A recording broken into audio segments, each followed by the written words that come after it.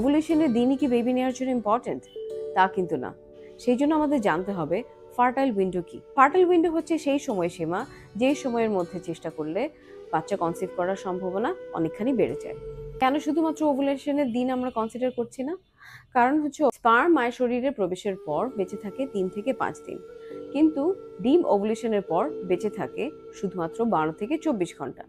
সেই জন্য আমরা ওভুলেশনের দিন শুধুমাত্র কাউন্ট না করে তার আগে 2 দিন এবং তার পরে 2 দিন আমরা সময়সীমাকে ফার্টাইল উইন্ডো বলছি। তাহলে কিভাবে আমাদের ফার্টাইল উইন্ডোকে হিসেব করে বের করব? খুবই সহজ। পরবর্তী পিরিয়ড শুরু হওয়ার 14 দিন আগে হচ্ছে আমাদের সম্ভাব্য ওভুলেশন ডেট।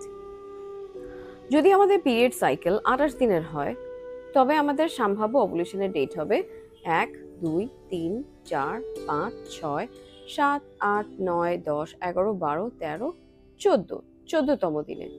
তাহলে আমাদের ফার্টাইল উইন্ডো হবে 12 থেকে 16 পর্যন্ত। সবার তো সাইকেল 28 দিনের হয় না। যাদের সাইকেল 31 দিনের তারা কিভাবে হিসাব করবে? 1, 2, 3, 4, 5, 6, 7, 8, 9, 10, 11, 12, 13, 14। তাহলে 18 তারিখ হচ্ছে তার ওভুলেশনের ডেট। তাহলে তার ফার্টাইল উইন্ডো হবে 16 থেকে 20 পর্যন্ত। তাই কতবার করছি তা ইম্পর্টেন্ট না, ইম্পর্টেন্ট হচ্ছে কোন সময় করছি।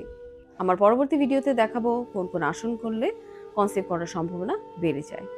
আপনার মাদারহুডের জার্নি শুরু হোক নিজের প্রতি যত্ন নিয়ে এবং সচেতনতা দিয়ে। ভালো থাকবেন। আরও জানতে কমেন্ট করুন।